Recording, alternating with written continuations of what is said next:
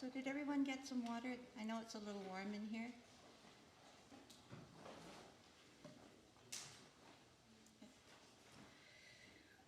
So shall we get started? So I'm going to welcome one and all to the celebration of the life of Queenie. It's so lovely to see so many of our friends here today. Some of you I've met in the past. Others I have met in her last days. And others I know you through the stories that she has told. Okay? Many of you have been part of those stories and have laughed and may have been a little embarrassed about some things and how she's included you. So before we get started, to begin the celebration, I'm going to ask William Rafflesieber to come up and to read the first prayer for us. William?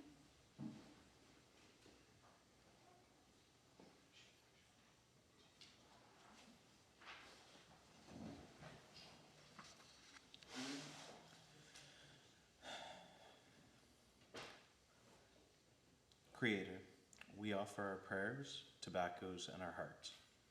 Thank you for the grandfathers and grandmothers of yesterday, today, and tomorrow.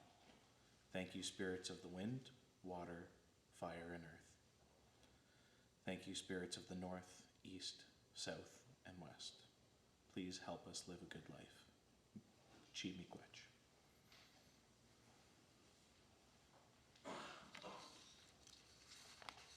Thank you, William. So there's a couple of areas of Mom's life that were very important to her. We're going to start off with family life. And my sister, Laura Lee, will come up and present you with the story of Mom and all of her children.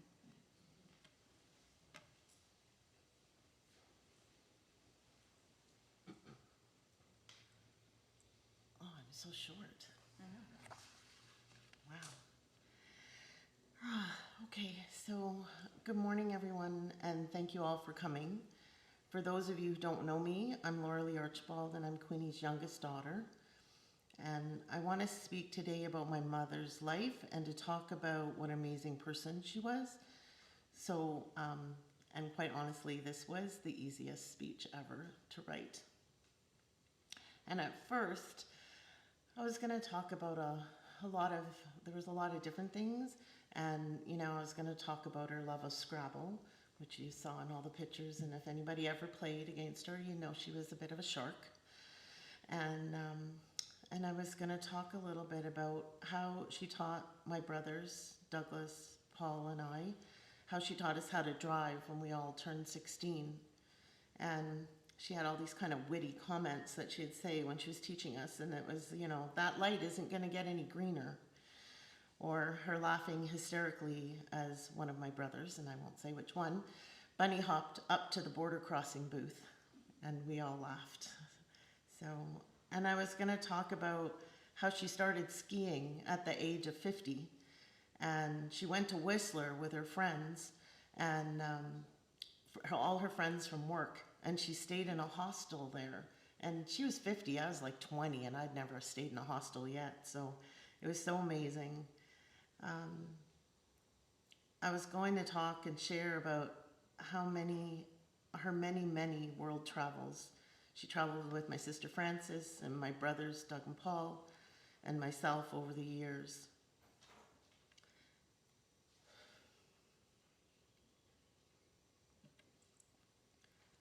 But the most important part of her life, I think, came later in her life. And I was reminded of this when I wrote most of her obituary the last night I spent with her in the hospital. And the words flowed easily and quickly because she had shared so much with me over the years. She was a true inspiration because she had overcome so much adversity, trauma, and heartache in her life. As many of you know, my mom was a residential school survivor. However, when we were growing up, she really shared very little about her experience at residential school. And she actually shared more with me in the last year and a half than I'd heard her whole 60 years, the whole 60 years of my life. I feel honored that she entrusted me with those memories and that we were able to talk about the colonialist systems and structures still in place today, which continue to be harmful to our people. And these systems damage our families and pit our people against each other, and how these systems stole our teachings and our way of life until it was almost extinct. So her journey of reconnecting with her culture and her Indigenous identity was a big step for her. And I remember when my mom retired in 2000, she said to me, "I'm gonna learn more about my Indigenous culture. I'm ready to take back what was taken from me." Those first few years, she was part of a drum group that traveled around the province, and she was so excited. She volunteered to sit on community boards, and she attended all kinds of Indigenous community events. One of the things she said to me was, "You know what? They always feed me." She loved that part. And the other part was, my mom was an elegant writer, and she fought for Aboriginal rights in her own way. And she shared her writings with professors at UBC for their research proposals, and she loved to spend time writing to politicians. And I am absolutely sure that Justin Trudeau will be saddened that he will not receive another email or letter from her. She met so many amazing people in the Indigenous community, fellow residential school survivors, and many, many allies. She loved those who supported Indigenous people. She embraced them and tried always to support the good work that they were involved in with our people. In the end, my mother learned to put aside the internal racism that she was taught in residential school, and she embraced her heritage. She grew up outside her community, like so many of us, but she was determined that she would find her place within her community, and she did. I thank everyone who stood beside her and held her when she cried, and supported her through every moment of that journey. She deserves to be remembered as a strong Indigenous woman who loved and supported her community. My mother had one last writing that I found in one of my notepads from the hospital, and I'd like to share it with you.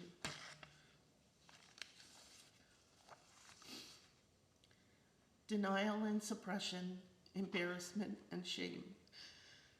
We wanted to shake off the fears and constraints of the world in which we were born. But up against the walls of gentle politeness, we would proclaim our difference.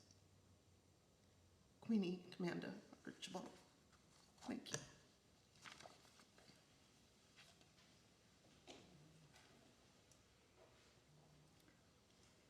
Thank you, Lauralee.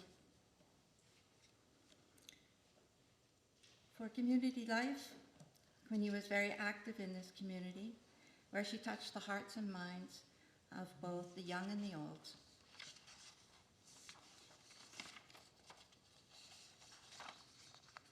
And we'll now call upon Catherine and Jessica to share their stories about Queenie and the urban butterflies.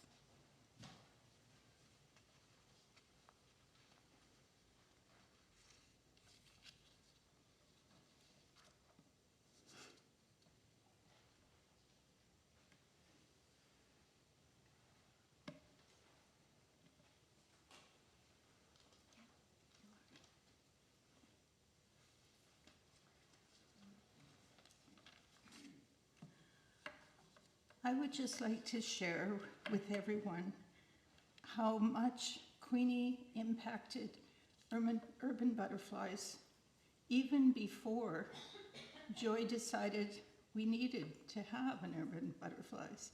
So we're talking about 20 years in the making to reach out to young girls, especially the ones in care, Sometimes, not always, because their families were struggling and we still accepted them into the group.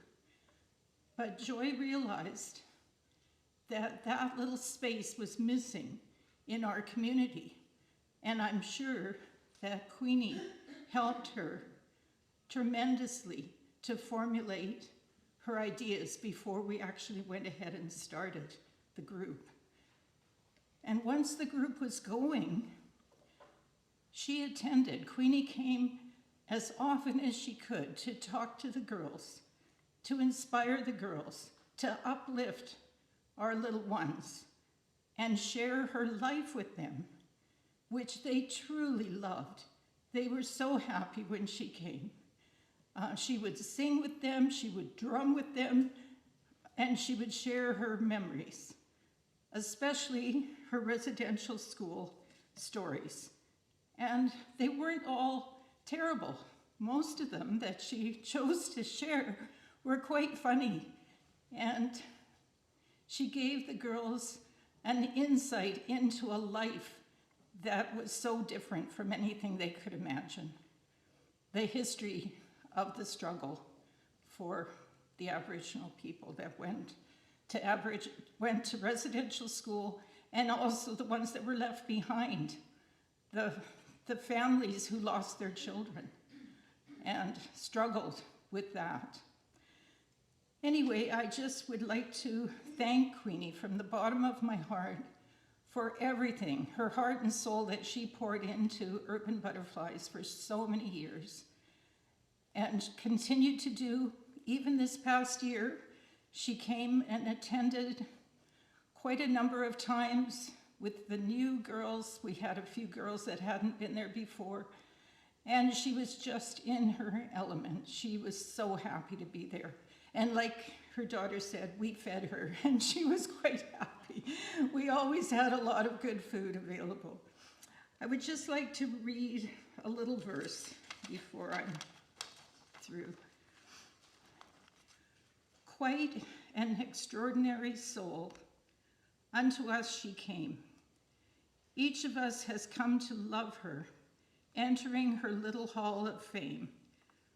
Now she moves into a sacred space, into arms of angels all around. Everything she brought to us remains. All the years she gave us many gifts, really brought us stories from her life, calling on the ancestors to share how they dealt with so much pain and strife. Into arms of angels now she goes, bravely flying free above it all. Any sadness, struggle, stress is gone. Love is what she leaves for everyone, divine spirits calling her to home.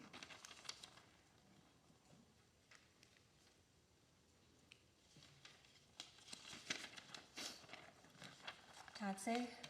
My name is Jessica Sakeskinip, and I am the new and current lead of the Urban Butterflies program. We here at the Pacific Association of First Nations Women are saddened to learn of the passing of our dear friend and advocate, Queenie Dorothea Commanda Archibald. Queenie was an immense force, especially for the perseverance of the Urban Butterflies, the PAF-NW's program for Indigenous youth in foster care, having been their champion for the program's entirety. She was always an active supporter, having engaged in the Urban Butterflies at their events and coming up with ideas to bolster the program and enrich these children's lives. We are so thankful to have had somebody like Queenie stand up for the values that surround the Urban Butterflies program. It was her fierce determination that helped ensure these Indigenous children in care have access to a safe space, to community, and to culture. Queenie requested that in lieu of flowers for her passing, a donation be sent to her on her behalf to the Urban Butterflies.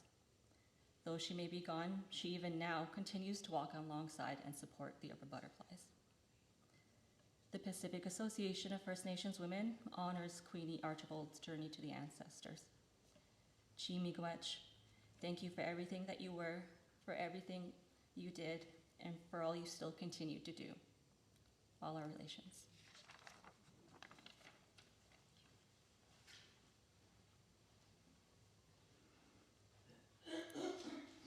Special thanks for Catherine and Jessica for your very kind words.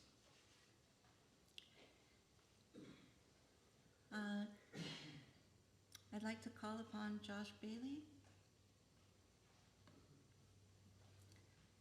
to speak about the tales of Queenie and the spirit of the children.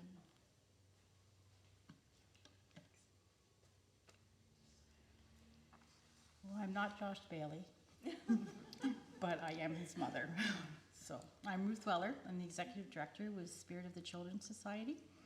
And Josh this morning sent over his message to me, so I'm going to relay his message that he sent over. He unfortunately is really sick, so I was really saddened not to be able to be here today. So Joshua is the program coordinator for the Aboriginal Family Healing Court Program with Spirit of the Children's Society, and has had the honor of spending the last 7 years sharing time with Queenie in a variety of ways, as have many of us with Spirit of the Children. Queenie was one of the program's first elders and was key with the program, and was key in the development of the policies, practices, and framework for Canada's first Indigenous Family Healing Court Program. She was also a regular attendee at Spirit of the Children's Elders Group, youth dinners, and a guest elder for our youth circles and programs. Over the years, Joshua, was able to listen to Queenie share the stories from her childhood going through residential school and the many experiences she had as a psychiatric nurse. Through these stories, I was able to witness the incredible strength and perseverance that Queenie had. I also recognize that the Indigenous man that I am today, got to be today, is due to the experiences and resilience that Indigenous people like Queenie had to survive, and will be forever grateful for Queenie for representing that for me. Queenie brought a sense of calm and safety to every room that she was in. She was a shining example of what it means to be truly to care for the people that you work with, and would be the first to go over and comfort the Indigenous individuals with help to get them through their difficulties. That goes for both workers and for clients. While working with one of the families through the Healing Court program, Joshua and Queenie went to visit 2 younger children that had been removed from their parents. These children grew so attached to Queenie over the visits that they started to call her grandma. When I asked how she felt about that, she said, "I'm happy because I am the closest thing that these children have ever had to a relationship with a grandma. And if that's what they need me to be for them, then that's what I'm going to do to get through that. I will show up for them to be there," and she demonstrated in the best way that sometimes just showing up for others the way they need you is the best overall. The things most that we all will miss about Queenie is her bright smile, and no matter what was happening, she always seemed to wear that amazing laugh that she would make when she broke the tension of hard conversations with an odd joke that she thought was funny. I will also miss the encouragement and the kind words that she would share to help support the people around her. To Queenie's family, you should be incredible, proud of the woman that Queenie was and the skills that she brought to everyone and to the families that were in need that she worked with. Not only did she have a huge impact on my life and the Spirit of the Children's life, but she left a significant impression on the people at Spirit of the Children, the families that she worked with, and the Indigenous community. Queenie will be missed as part of our community, but know that the work she accomplished has significantly improved the lives of those that she interacted with. So we thank you, Enyawa, for the work that Queenie has done, and on behalf of Joshua and Spirit of the Children. Thank you.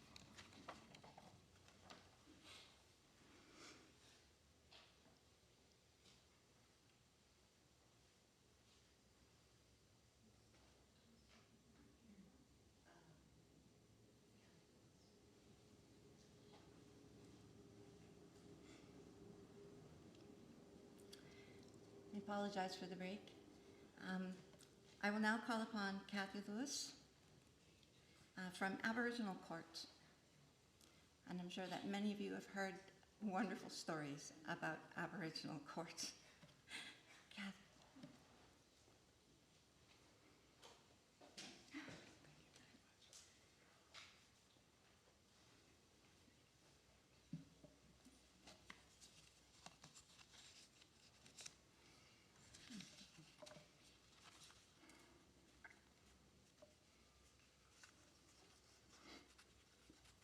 I'm making sure everybody that works at Family Healing Court comes with me. There's 3 other people sitting over there because I've got more than that. There's also Ray Auckland. Oh my goodness, I haven't seen Ray. All of you come up here because we work together with Queenie. Please, Cliff White, Joe and Joyce Pasella, come up here because we were that tribal group of people that pushed to make changes in the government.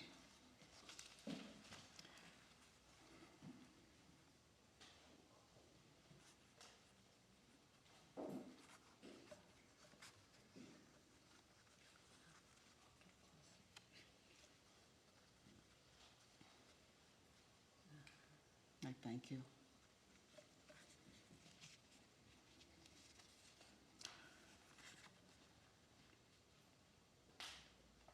"16 years ago, after I retired as a National Parole Board member, I began looking for places where I could do volunteer work for our people and then be an advocate for our people. And it was 16 years ago that I met Queenie Archibald at First Nations Court, a court that Marion Buller, a Cree woman from the prairies, who had started it. And it was then I met Queenie. I never knew her before then, never even heard of her. But mind you, I was very involved in the criminal justice side of the systems. And I do recall that it was Marge White who recommended Queenie be part of First Nations Court and as an elder, because Marion, Judge Buller, did not have her contacts in the community for recruiting elders, and as a judge, she has to play a very diplomatic role in her role as a judge. And in 2012, under Marion Buller's leadership, we tried to start having an Aboriginal Family Healing Court. We did have several meetings, and actually things were going well, but it never did get off the ground. The government put a stop to it. However, being determined Indigenous people that we are and resilient, in 2015, a report was put out by the Child and Youth Representative entitled Paige's Story, a story of a young girl who was in care for most of her life and never had a chance in life. And it was something I knew I could relate to. I'm a survivor of residential school, but I also know in the 25 years I sat on the National Parole Board, of the men and women I saw in prison, federal prisons and provincial jails, it was not a good story. It was a story of brokenness, a story of being disconnected from Indigenous ancestry, even language, the loss of language and loss of life and loss of our values, basic values in life. And after reading that report, I became very, very angry because I felt I could do something. And I felt I could make some changes in a system that needed to where change needed to happen. So I called Cliff White and I said, "Cliff, I've just read this report. I need your support. We have to do something."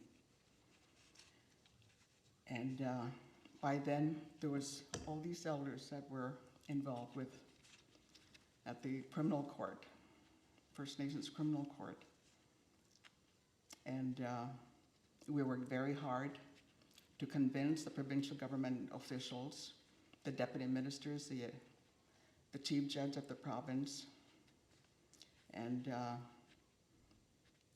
by 2015, that was when we started doing this. Eventually became a reality in 2017. It was not easy. It was a lot of hard work, really a lot of tears, because in those sharing circles we did in trying to convince the government officials to begin to think differently and do things from an Indigenous perspective, it was hard. Each of us had to tell our story. And it was not a good story. It was hard because we talked about our traumas. We talked about residential school abuse, and really, some of us got re-triggered.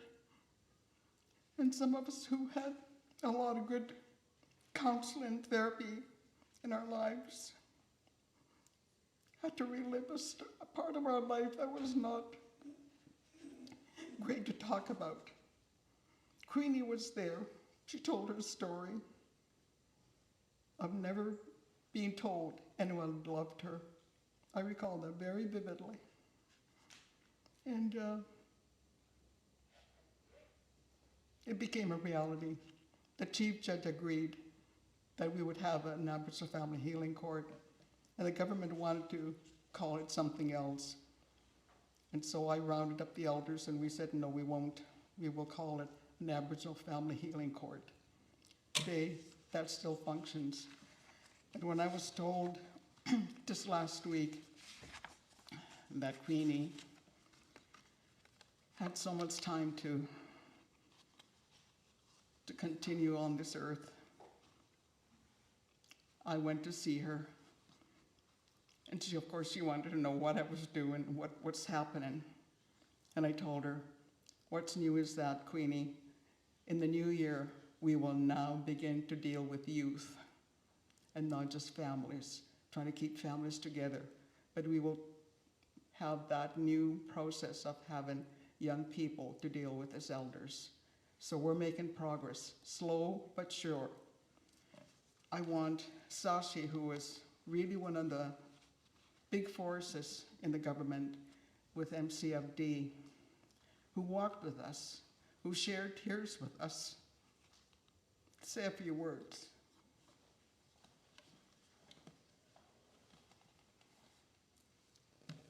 Good morning, everyone. An honor to stand here today to be able to say and share a few words about Queenie. Everything I share just comes straight from my heart, and that's one of the lessons that Queenie taught very well, is listen to your heart and your head, and whatever comes out is actually what is meant to be said. She was a lady of great humor. I think I sat through many meetings with her where we were talking about serious business, but she always had a laugh, and she always brought humor, and she always brought just great presence in anything that she did. She walked with grace, and there's so many things that I will remember about her. We've done some travels, stayed in hotels together, had breakfasts together, road trips together, and just the stories to hear are those things that I'm going to cherish for a really long time. And I wish you the best, Queenie, in your journey as you move forward. And thank you for all the lessons, the love, and everything that you shared. And I hope your legacy continues to live on for those Indigenous people who are willing to step up, share their teachings, and help change the world. So thank you.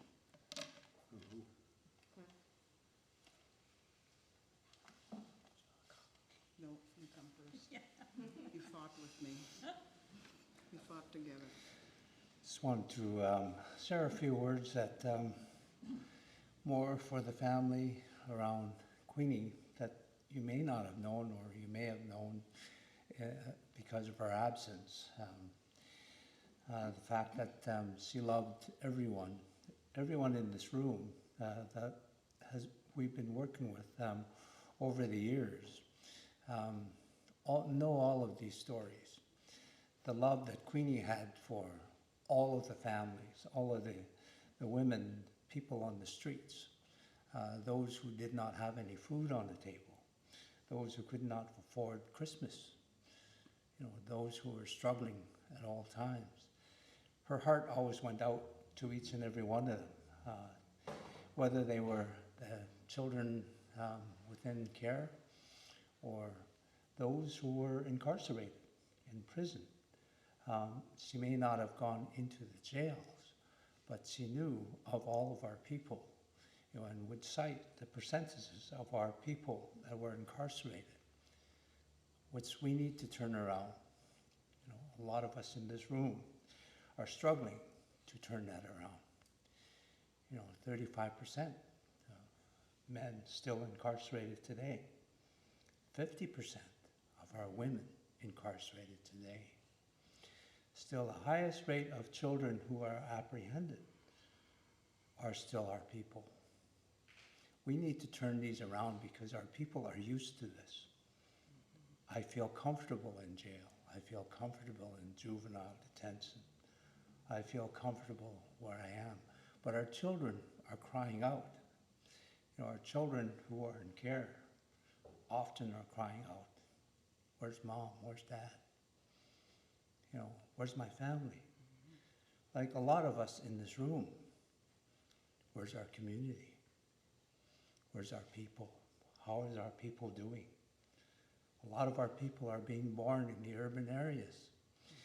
Queenie knew that, and she knew the break in the culture, the break in our spirituality, the break in our style of learning and teaching, and from families that are being brought up by aunties, uncles, and by grandma and grandpa. Those lessons that a lot of our people today in the urban areas cannot continue. That's what she was looking out for. And I know in the courts, we would go around and talk to the people that are coming into the courts, our Indigenous people. And she'd be wondering, I don't know where we're at, she says, or what this is all about. But young man, and just looking at the people that are coming into the court and just trying to provide them with some guidance, in a very good, peaceful way. She had a very gentle spirit of who she was and how she carried herself.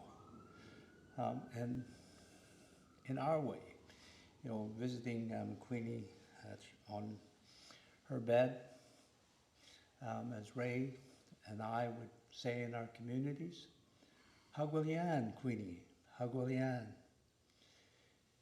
It's to send her on her way in a good way, to take those positive steps moving forward. And I know that there are a number of people who want to say something, but I want to share a song, a prayer song for each and every one of us in this room, in particular for the family, because of how Queenie touched each and every one of our hearts, and even the people that she didn't even meet, on the streets, people that are within our women's shelters and our men's shelters. Her heart always went there. But this prayer is more for the family and each and every one of us who are left behind in mourning. The prayer, O miani kam godin,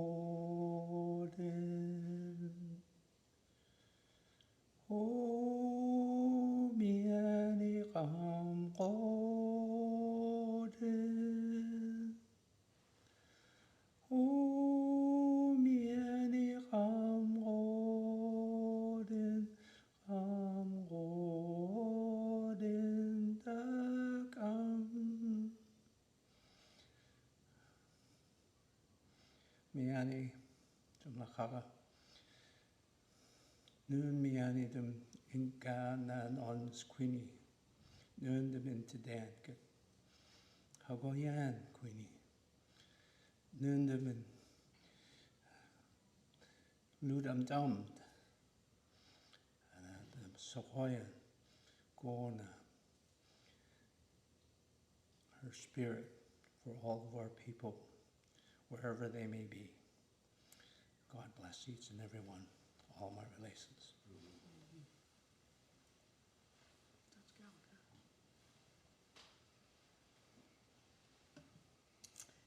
Well, although there is sadness for us, can I tell you, I can feel Queenie's energy in each and every one of us. And so I can't help but smile at the significant, profound effect Queenie has had in our world. Yeah, so I feel very smiley, and I do it very respectfully of all of you. I had the pleasure of learning from Queenie for the last 3 years that I worked as a provincial court judge. I loved family law, but a lot of my family law had been practiced with an inside voice for my love of the families and the crisis. And through working with Queenie, Josh, Kathy, Sashi, my inside voice could come out, and I could speak with love and healing and watch the little miracles that happened continually. I would watch, that we would be sitting in a healing circle, and a mother would be feeling scared, all of those things. And then Queenie, who had sat beside her, would just gently move her chair slightly. So she then was touching shoulder to shoulder. And I could feel in the room the softening. Queenie, an incredibly strong woman, had the capacity to hear the sorrow and to not shut down, to hold the space which allowed the trickling of hope to come in, which then allowed all of us to grow. And no matter what the sadness and tragic looking story was, it dissipated. There was health and hope and a strength to move forward. And that was Queenie's capacity. And that's what I can feel in the room. So, very, very special. I haven't seen a lot of you for 3 years, and I've now met Queenie's children very briefly, but I'm completely inspired by your mother and what she and all of you, I know, are accomplishing in this world. I might just at the end read what I wrote, because I took some time, just a few words, when I thought about Queenie when Laura Lee talked to me. So if that is all right with you, I will read. It was an honor to work alongside Elder Queenie Archibald in the Aboriginal Family Court Conferences from 2017 to 2020. Her commitment to justice for her community, and especially for the children, was paramount.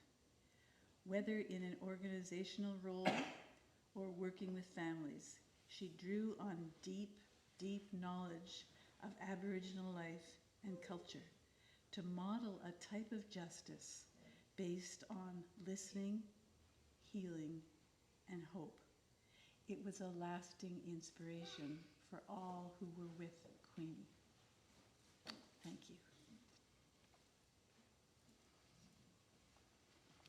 Thank you. I'd like to ask Joe Fasella to say a few words.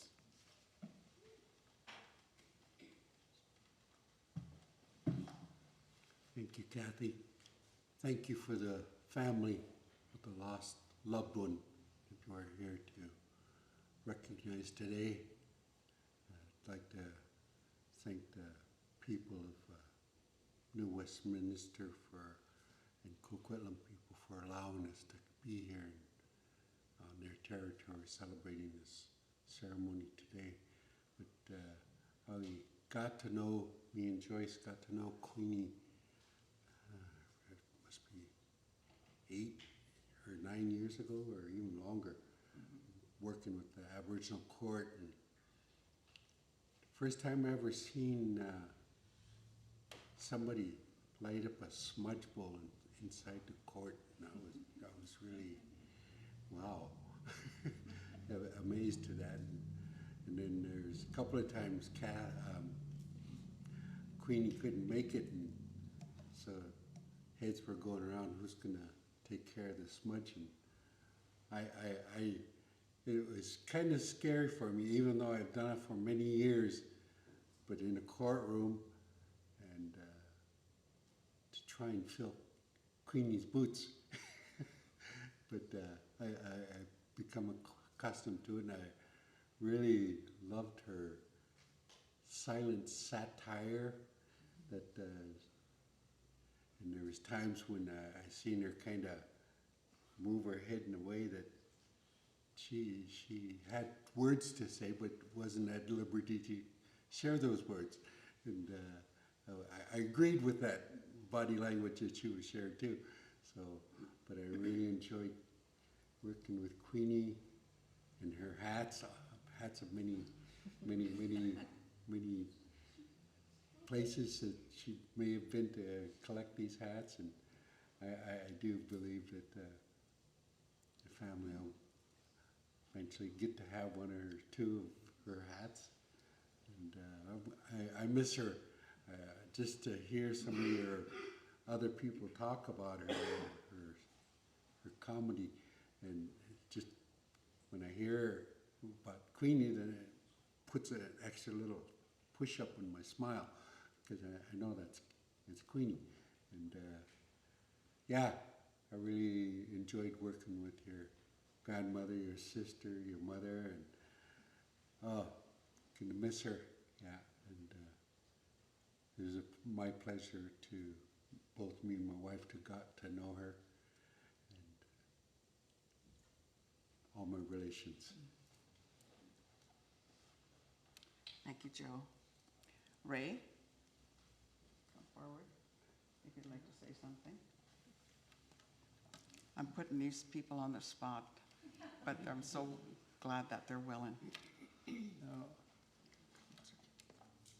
Yeah, we didn't, I didn't know Queenie. I know she was from back east, eastern seaboard. And anyways, we got to talking and waiting her to lunch, to have a lunch. And yeah, we had a good time. And thank goodness that I met a person like that, and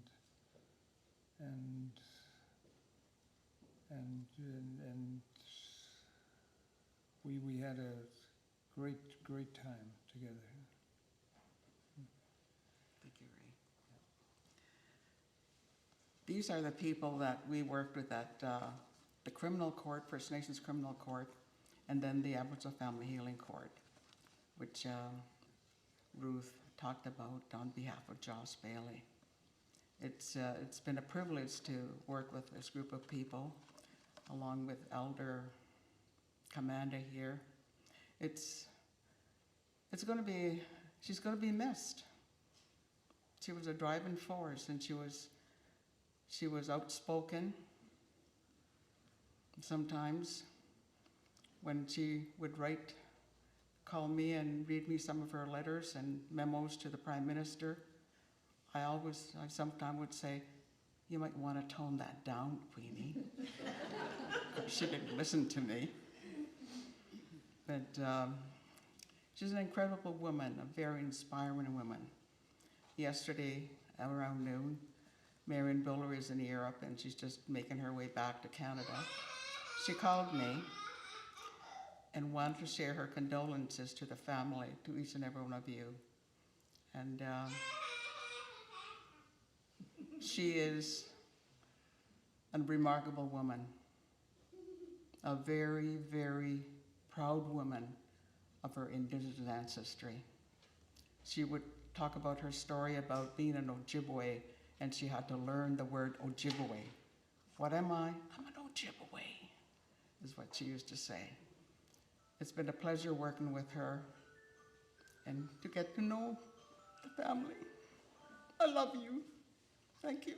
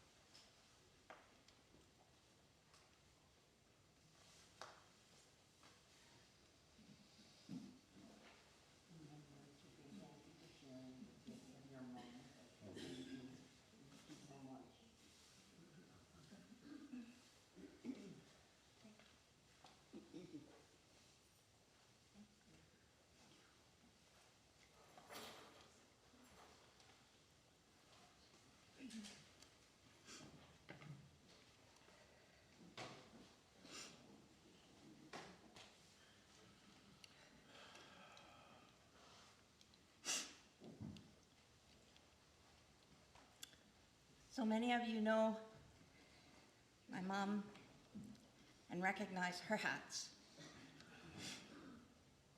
She wore hats all the time. And, you know, if she had a beautiful hat, didn't matter if it fit or not, she always wore it. And some of you may know that she would take serviettes, fold them up, maybe some paper towel, and she would stuff it in there so she could wear the lovely hat. And one day I'm throwing out these napkins and things like that I saw in her hat, and she's going, no, no, no, no. The hat doesn't fit, it just doesn't fit. And I said, I'll make it fit. So I took her little hat and I crocheted an inner lining for it. And then she wore it without any more napkins falling down.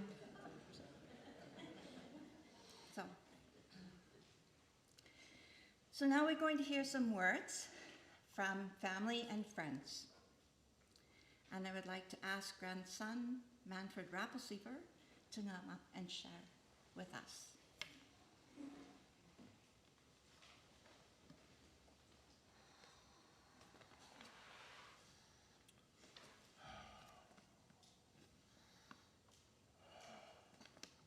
Grandma always held my heart right from the start. Her arms were wide open. She had the safest place to hide. Inside Grandma's hug, I was safe. Grandma's love always appeared, and that trouble disappeared. Grandma made me happy because she loved me. She wiped tears, chased away my fears.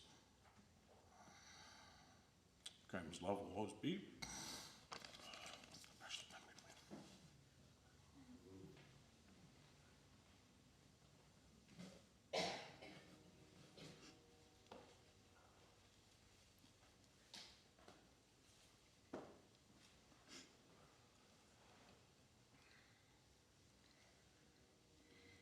So as mentioned, the Honorable Miriam Buller, retired judge, is unable to join us today, but she has left us these words. Excuse me.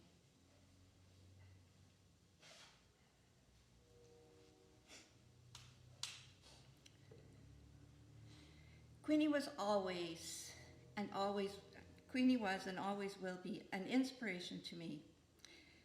She was dignified, fearless warrior who was a delightful mix of compassion, wit, and firm guidance. I am grateful for Queenie's steadfast support over the years, especially in her role as elder at the First Nations Court. Thank you, Queenie.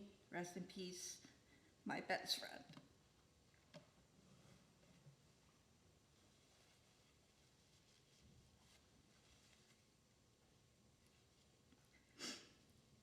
We have a friend, Marge.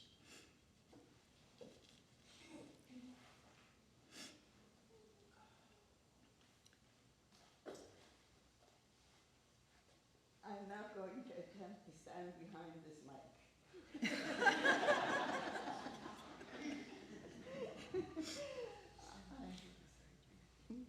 I just want to be very brief because I didn't come prepared because I didn't know I was going to be up here.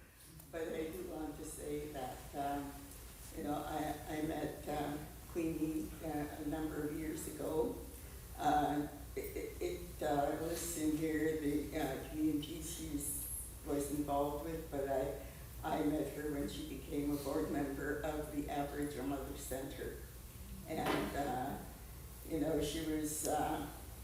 she was a calming individual, and, and she was tough when she had to be tough when we made a decision. And she was, such a graceful person, and you couldn't help but love Queenie because of her gentleness and of her openness, of her ability to, take hold of situations when she had to do that. And Queenie, we have a lot in common. You know, she was born just 1 year before I was. And so, and we went to residential school. She went to residential school probably on the other side of this country, but I went to residential school in BC. And, you know, it was always kind of heartwarming to be able to share some good things we got out of the residential school. You know, we hear very much, far too many things about the bad things about what happened in the residential school.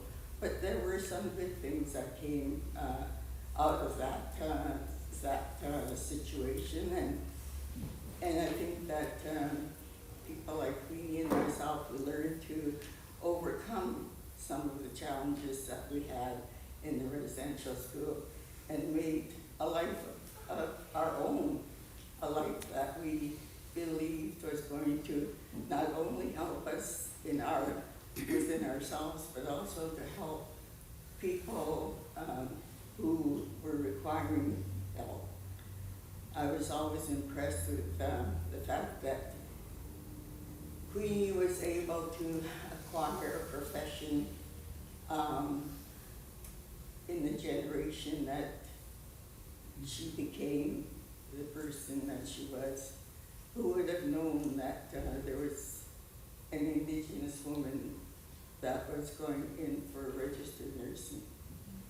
You know, it was not a common thing for us to reach those goals where we wanted to, you know, to enter into. But I think that, you know, if we have a determination to achieve something, that we achieved. And so I strongly believe that she had that determined to become the registered nurse that she wanted to be, and to be able to share, you know, her life in that experience with those of us she met in her later years.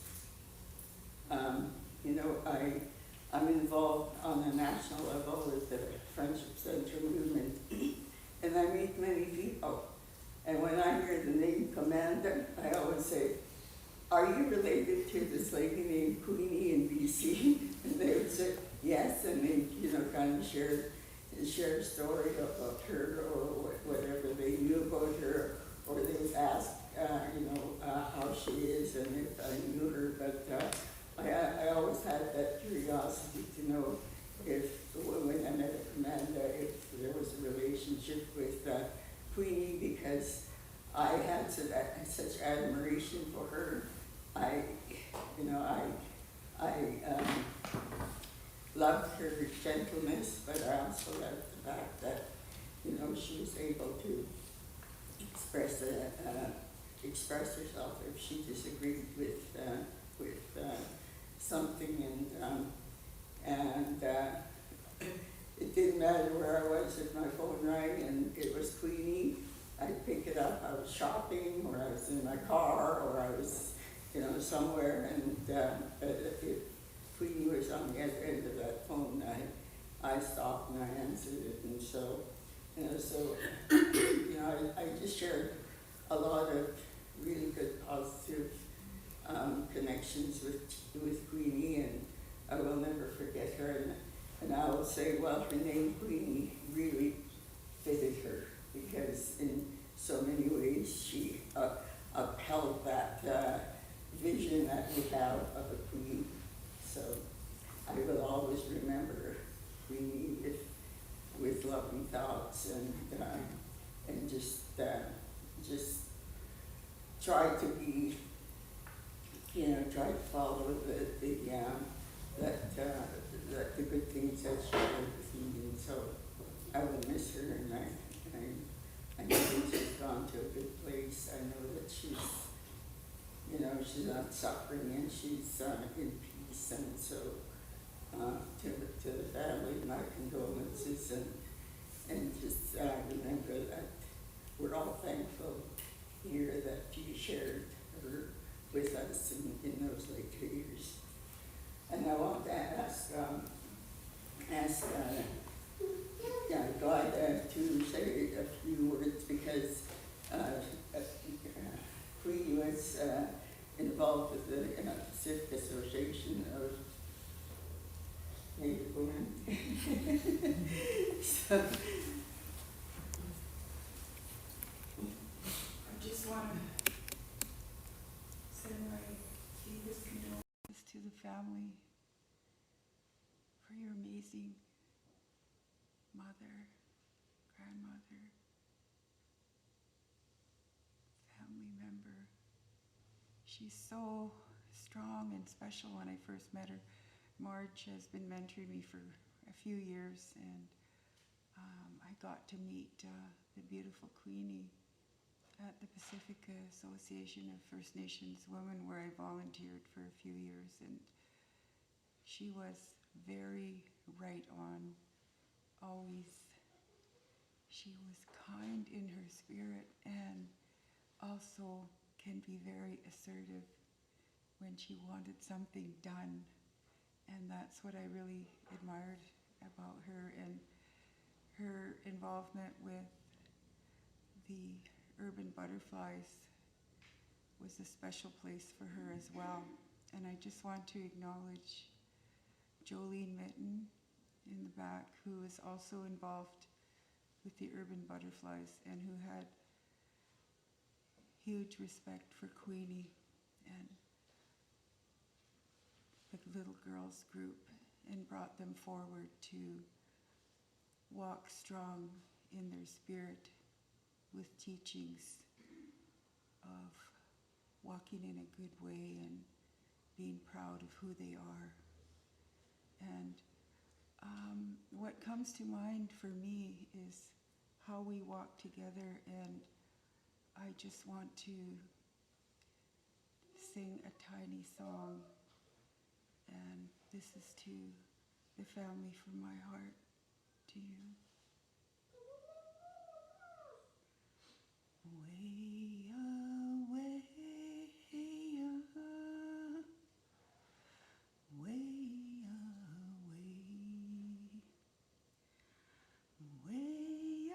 away, hey, way away, way away, hey, way away,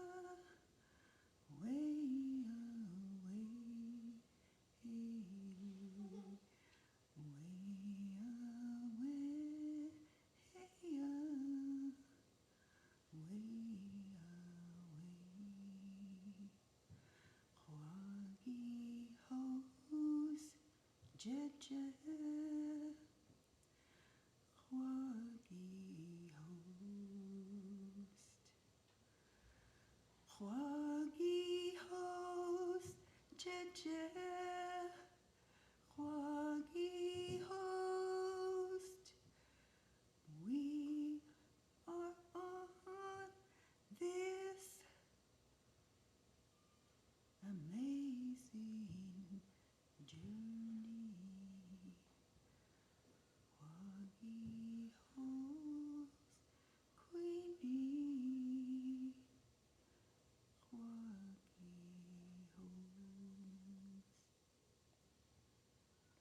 I honor you, Queenie, for the beauty that you have brought to everyone, and you will continue from the spirit world. Just raising my hands to you and the family. Emot Squarigan. Thank you.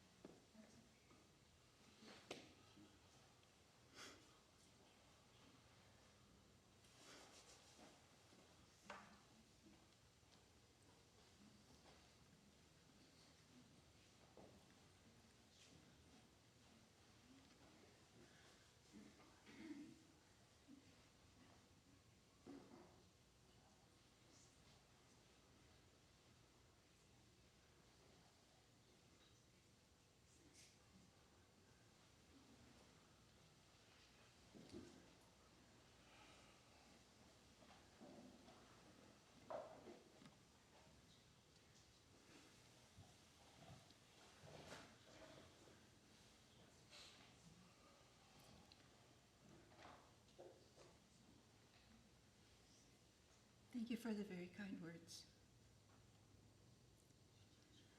I will now like to bring us to the drumming portion of our program. I believe my sister, Seslom, will be coming up to perform 3 songs for us.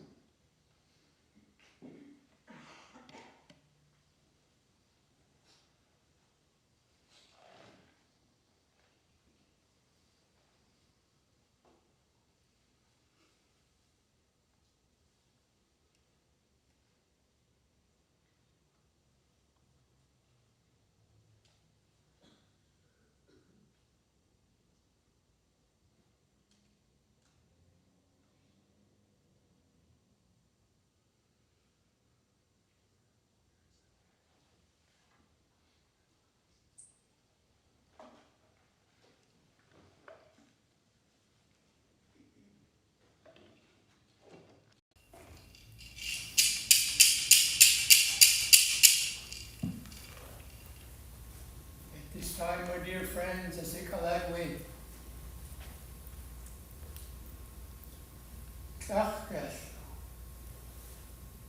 once again we have arrived to a point in time, to a point in the great universe.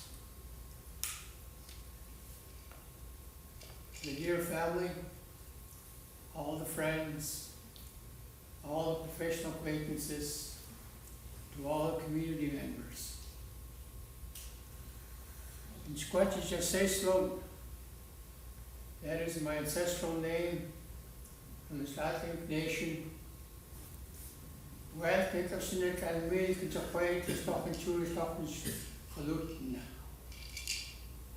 too, I am not just a survivor of residential schools, I'm a miracle. I still speak my language. I still think in that way, and I still do things in the old way. And I know to some degree, Queenie was like that. She was stubborn, she was feisty, she was a warrior. When I say she was a warrior, I kind of wondered where this kind of aura came from, not realizing that she was a nurse. So there was that sense of compassion. There was a real deep sense of longing in here in regards to the soul, in regards to the spirit. In the first days that I met Queenie, going back to the beginning of the work that had to be done, that needed to be done to stand up to the police, where we struggled to set up an organization called the Vancouver Aboriginal Community Policing Center. And Queenie was very much a part of that in terms of support. And my hands have to go up to the grandmothers who came forward to be the backbone of that organization.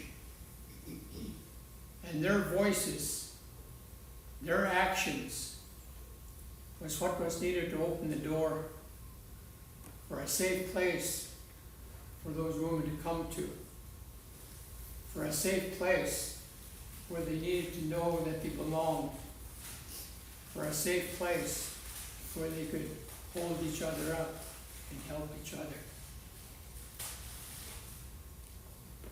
And when I talk about the Vancouver Aboriginal Community Policing Center, where we stood up to the police, yes, we took them through a sweat lodge, we gave them a spanking, and we told them, there's not much that you know about our people in terms of our true history. And I have to thank Queenie and the other grandmothers who came forward to share their stories about what happened in those schools. The misuse, the abuse, the spiritual loss in terms of grief and loss. And when I look back on that, I always say to my peers, we were just kids. We were just children. But some of us were feisty enough to use our own language, even when we were punished for it. so today, I'm really happy to say, from the community from where I come from, 100 miles northeast of those beautiful mountains, where she learned to ski, eh? Is a school that we call Hut'ala, which means community by the mountain. A school where all the teachers, all the counselors, all the people that work there speak Uqanihuch. And they do everything in Uqanihuch. The classroom is only a place to meet. The real classroom is outdoors, by the rivers, by the lakes, in the mountains, in the valleys. And we are the teachers. The old ones are the teachers. We are the ones who work with the teachers. Happy to say today that our graduation rate has improved probably from 50% to about 85%, 95% who completed grade 12 and are continuing to go on to college and universities. And we continue to work with those young people. And we remind them, your language and your culture comes first. Whatever you learn in the white man's education system, we will utilize whatever skills that we need to learn, and we will make the necessary changes. So I sing a couple of songs. The first song is to the ancestors, and where we normally sing for the snow. Yes, we sing for the snow. So I'm going to ask each and every one of you to sing for the snow. The second song is a crossing over song to the spirit world, where we reach out to those old ones to open that door where the sun goes down, because her beautiful ancestors, her beautiful family are waiting for her to meet her there, to bring her home spiritually.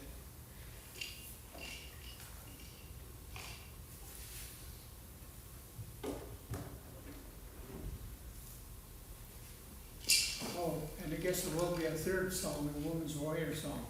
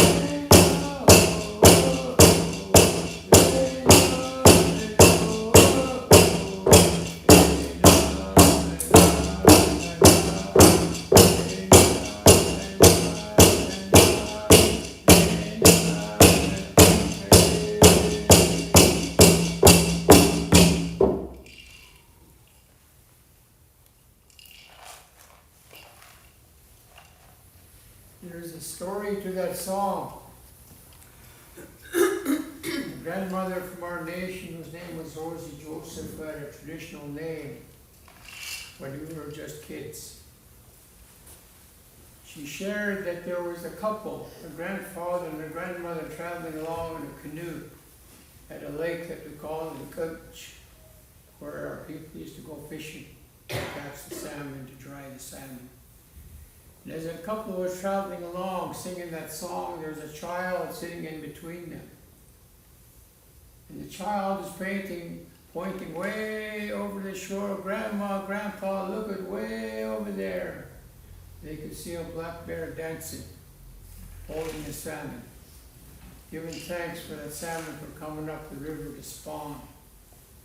So every year after that, our people would do a special ceremony for the salmon that came up the rivers and the lakes. They would lift that first salmon up and point it to the four directions, to the sky world, to the universe, and bring it back down to second Mother Earth. And then they would let it go, and they would say, go forward and make more salmon. Go forward and spawn. My people this year, in terms of climate change, had to go to the lower part of the river, catch them in the dip net, carry it up a few hundred yards to bring it up further so they could go forward and go and spawn. So climate change is real. And this is why every year I do a ceremony for the snow. Without the snow, none of us are going to survive. There is no balance in the seasons. And we need to pay more attention to that. Science and technology has its place. But our ceremonies and our spiritual way of life has more meaning than everything behind us. And so we're saying that to the young people.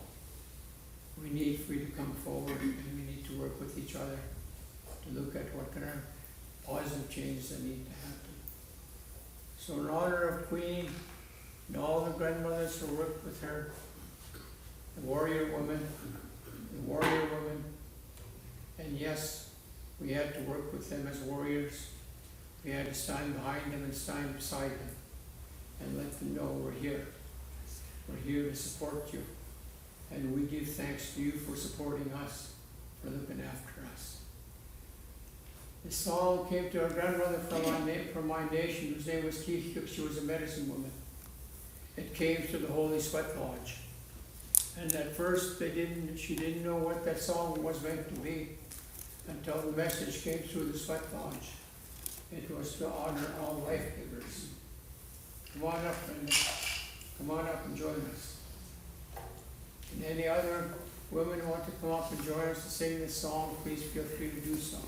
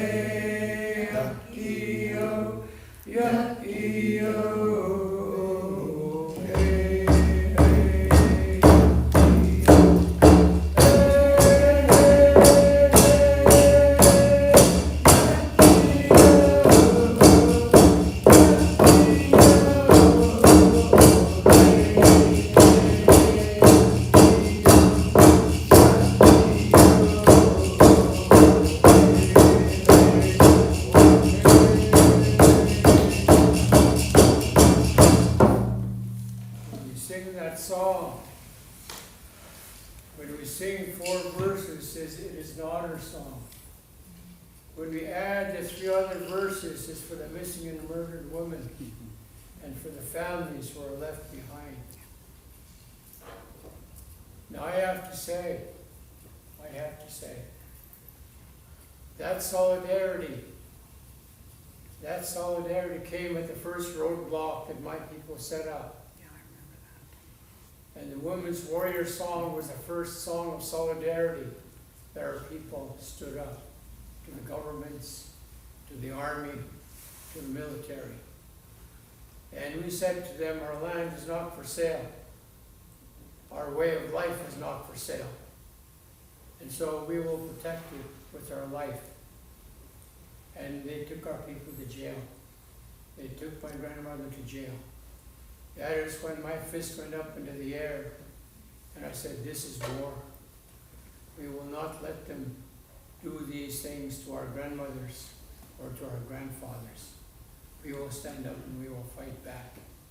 And we beat them in the highest court in Canada.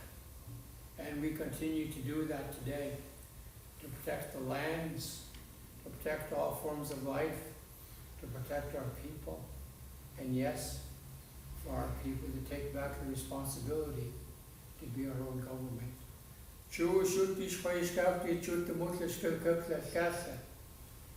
This is the way that they showed us how to live.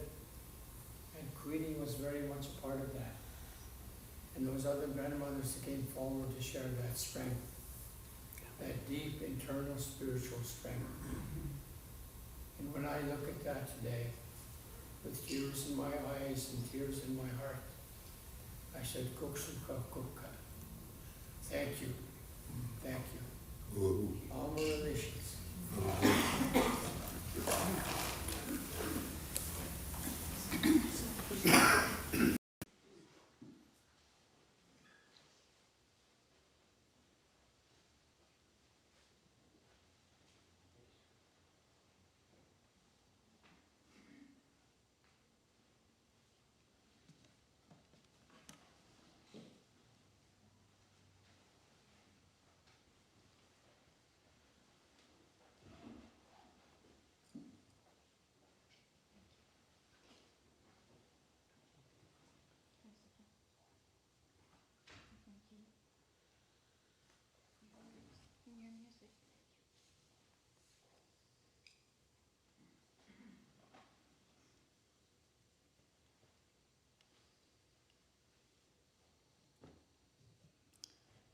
For the last 4 months, possibly longer, anytime that Mom was at home or in a hospital, you may have recognized her wearing this hat.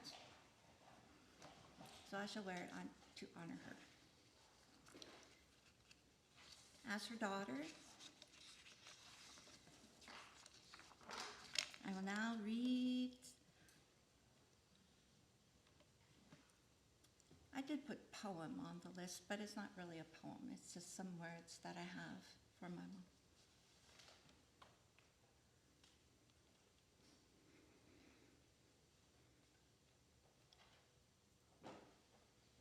We'll see if I can make it through. Okay. O lonely child, you were taken from your home of love, warmth, and kindness, taken to residential school far from your home. The residential school was dark, horribly threatening, and for many years you survived the cruelty, the punishment, bad food, ill-fitting shoes, and shabby clothes. O child, you write to us.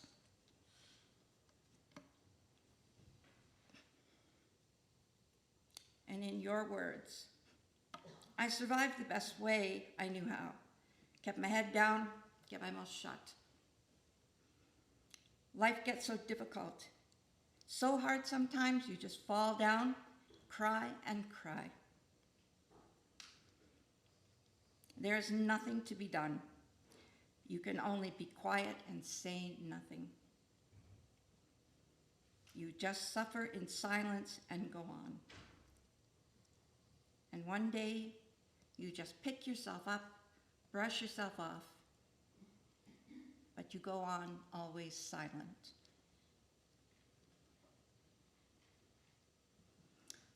Oh, lovely mother, you did survive. You became a registered nurse, married, and you were blessed with 4 wonderful children. I should know I'm one of them, and we have 3 more here. Wonderful. You gave these little souls what you remember: the love, warmth, and kindness. And these 4 lives have gone on to share with all of those that they meet this same love, warmth, kindness of yours. Oh, great teacher, you are a storyteller. You are brimming with so many stories that you have shared with everyone that you have come in contact with. You have shared truth and honesty, and again, love, warmth, and kindness that has touched the lives of so many. You write to us, throw out love, and love will come back. When you have witnessed others struggling, you have reached to them to provide them guidance, because you know what it is to struggle, but you also know how to survive. Your strength in what you believe lets others know that strife can be overcome and you can become stronger. You have, oh, so many stories to share, and oh my, we have laughed. And I have to say to all, take those stories that Queenie has told and build upon the storytelling. Keep those tales and give them life of their own and make Queenie laugh. Oh, marvelous grandmother.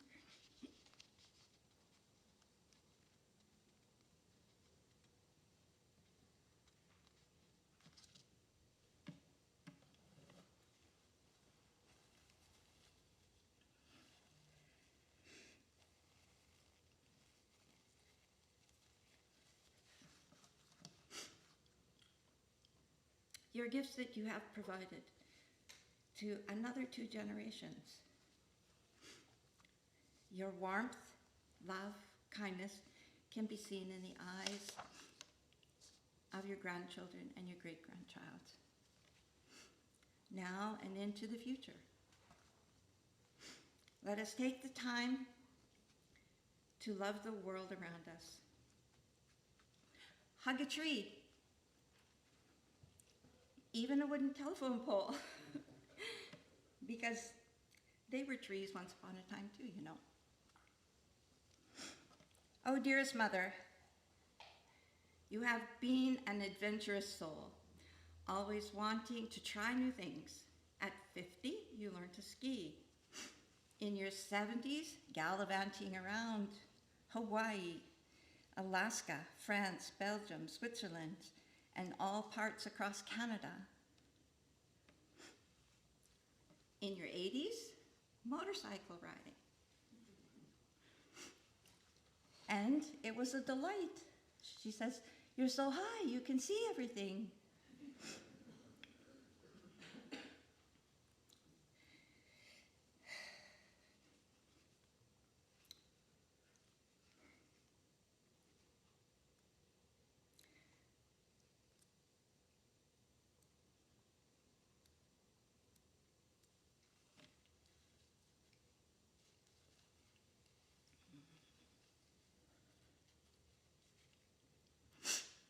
Okay, I got it.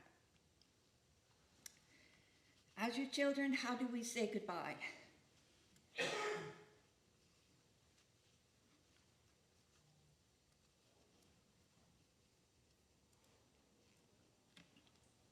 now,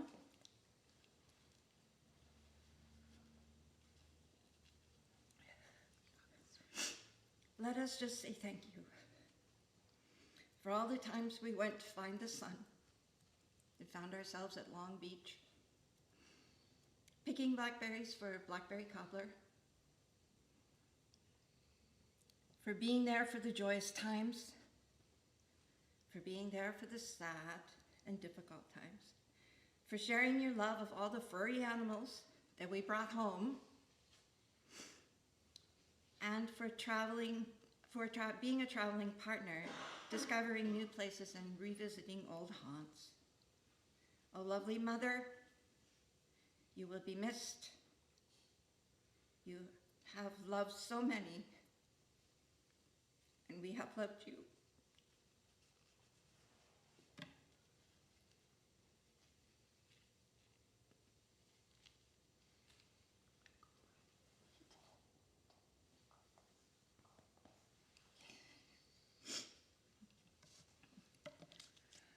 Okay, so,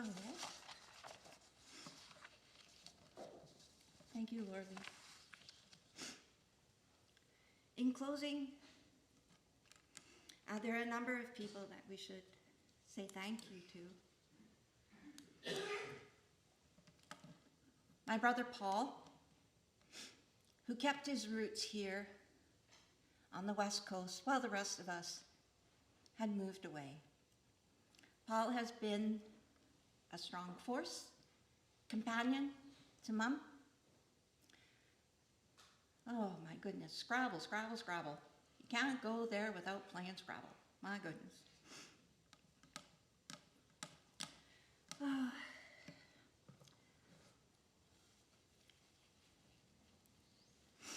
My brother, for you have been the strength that keeps us here.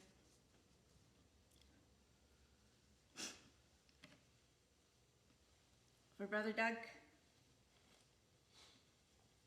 kept me strong for a while so I could complete my mission here. To my son Stephen, who came up from his holiday with grandson Ethan from Tucson, Arizona. Stand by all day yesterday to get here at 11 o'clock last night. Thank you. We spent many a holiday together. Ethan, Stephen, and I, along with Mama, had traveled across Canada together. Now she can say she's been from coast to coast. So, there are other individuals, such as my sister Lauralee, who, when times were difficult for Mom to be on her own, had moved from Ottawa to here to be with her, to take her to all of her appointments and everything that needed to be done for Queenie. She will be returning to Ottawa. Her renters have given notice at the townhouse. So, she's been a tremendous force in helping Mom to regain her Indigenous roots, to support her.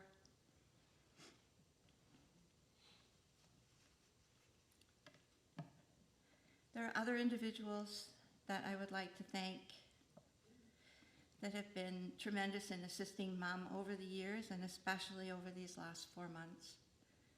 Her doctors and their staff. Dr. Uberman was Mom's doctor for a great many years. Wonderful, wonderful man. And loved Mom. Every time she would come to see him, with an appointment or not, he would see her right away. There was no waiting. I recognized that the first time I took her to see Dr. Uberman. We need to go see Dr. Uberman. You don't have an appointment. Doesn't matter. We're going. And you know how Mom gets when she says we're doing something. Dr. Kevin Lee, who's been certainly with Mum in these last 4 or 5 years in order to provide medical services to assist Mum in many of the surgeries that she had. And Dr. Francis Chan, also as well providing services for Mum. All of the on-call doctors and nurses at the Royal Columbian Hospital who provided all of the care that Mum needed. There were many of the nurses, this was their first job working in a hospital. And, and they were relaying some of the stories that Mum would tell them how to do their job. So that, and we had a couple of the nurses that would provide Mum with mini spa days where they would come and wash her hair and all of those good little things you get on a spa day, a little mani, and so that was quite funny to watch actually. Some of the nurses my mom really connected with, and you can tell because each time they would come to the room to be with Mom, she would always touch foreheads with them, wearing her little hat. And Jenna, one of the nurses, she would cry every time.